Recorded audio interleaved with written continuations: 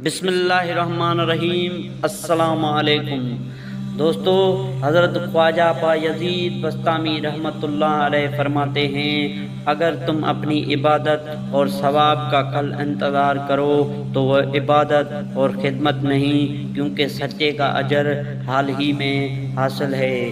کسی نے دریافت کیا کہ کس طرح حق کو پہنچنا چاہیے؟ فرمایا، اندھا، بہرا اور لنگڑا بن کر۔ خشک ہلکی اور خاموشی ہلکی ہے پیٹھ پر اور بھاری ہے میزان پر۔ کسی نے کہا، متکبر کس کو کہتے ہیں؟ فرمایا، جو شخص تمام عالم میں اپنے سے زیادہ کوئی چیز خبیث سمجھے۔ برے اعمال اللہ تعالیٰ کے ساتھ صریح دشمنی کے مترادف ہے۔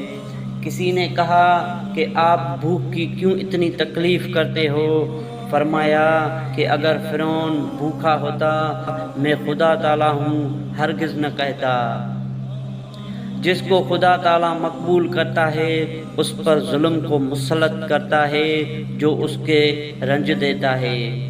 معرفت یہ ہے کہ تو مخلوق کی حرکات و سکنات کا بواسطہ خالق جانے۔ دوستو، اگر ویڈیو اچھی لگے تو چینل کو سبسکرائب کر دیجیے گا۔ اللہ حافظ۔